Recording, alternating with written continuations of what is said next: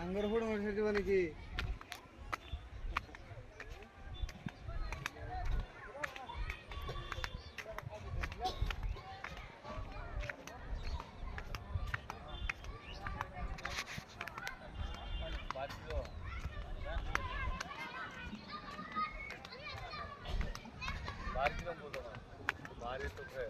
একটু বাদ দেন, একটু বাদ দেন সাইডম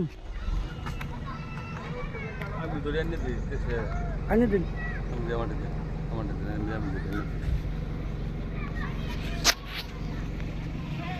কওকচোন আমাৰ এই মাথাউৰি পৰিস্থিতিটোৰ বিষয়ে কওকচোন। আমাৰ এই পূব কাকতি গাঁৱৰ মাথাউৰি পৰিস্থিতি একেবাৰে বেয়া, পানী সোমাও সোমাও অৱস্থা হৈ আছে। এই মুহূৰ্তত আমি ৰাইজে ৰাতিপুৱাৰ পৰা JCB এখন লগাই ৰাইজৰ সহযোগত আমি এই মাথাউৰিৰ কামখিনি অলপ কৰিলোঁ, কিন্তু এতিয়াও সন্দেহ আছে যে যদি পানী বাঢ়ি থাকে লাহে লাহে তেনেহ'লে আমাৰ গাঁওখনৰ অৱস্থা একেবাৰে বেয়া হৈ যাব।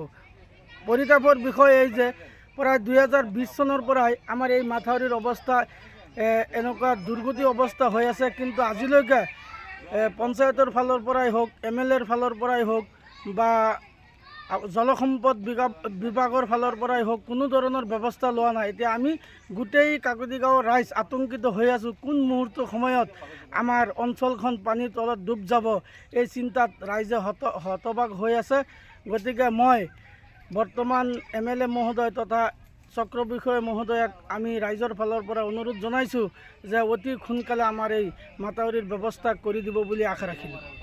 ঠিক আছে, কিমানখিনি পানী বাঢ়িলে আমাৰ এই বৰ্তমান পৰিস্থিতি বেয়া হৈ যাব? কিমানখিনি পানী বাঢ়িব লাগিব? আৰু যদি এবেগেত পানী, এক হাততকৈ কম পানী যদি বাঢ়ি যায় তেনেহ'লে আমাৰ গাঁওখন পানীৰ তলত ডুব যাব, নিশ্চিন্তভাৱে ডুব যাব। ইয়াত আৰু মানে উপায় একো বিচাৰি আমি পোৱা নাই। আমাৰ এই মাথাউৰিৰ অৱস্থাটো বেছি, প্ৰায় 50 মিটাৰমান জেগা হ'ব নেকি মাথাউৰিটো বেয়া হৈ আছে?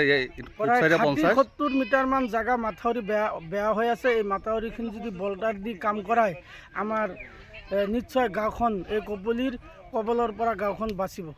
মানে অলপখিনি জেগাৰ কাৰণেহে আমাৰ গাঁওখনৰ পৰিস্থিতি বেয়া হৈ যাব, বেয়া হৈ আছে। হয়, ঠিক আছে, ধন্যবাদ।